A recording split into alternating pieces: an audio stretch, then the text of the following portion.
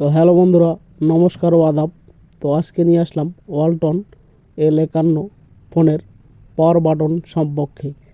তো আসলে এই ফোনটি পানিতে পড়ে গিয়েছিল। তো পড়ে যাওয়ার পরে কিন্তু পাওয়ার বাটনের প্লাস লাইনটি শর্ট হয়ে যায়। তো এখন এই লাইনটি বাইর করার জন্য আমাকে ফোনটা খুলতে হবে। তো ফোনটা কিন্তু আসলে আমার আগে থেকেই খোলা ছিল। তো আপনাদেরকে দেখানোর জন্য, তাড়াতাড়ি দ্রুত দেখানোর জন্যই আর কি, শুধু ফোনের ব্যাক প্যাডগুলো খুললাম, পিছন প্যাড। তো আমি কিন্তু আইসির কাছ থেকেই এই লাইনটা পাই।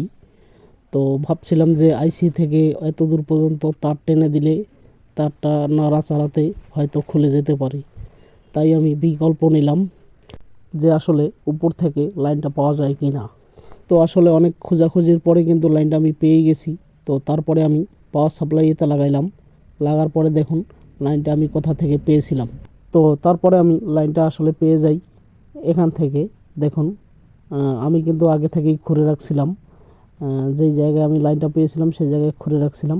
তো আসলে আপনাদের তাড়াতাড়ি বোঝানোর জন্য আমি ভিডিওটা একটু শর্টকাটেই করি। তো তারপরে আমি পুনরায় তার লাগিয়ে দিলাম ওখানে আর এখানে। তো তারপর দেখুন আমার মোবাইলটা কিন্তু চালু হয়ে যাবে। তো আশা করি ভিডিওটা আপনাদের কাছে ভালো লেগেছে। যদি ভালো লেগে থাকে অবশ্যই লাইক, কমেন্ট, শেয়ার দিয়ে পাশে থাকবেন। ধন্যবাদ, ভালো থাকবেন সবাই।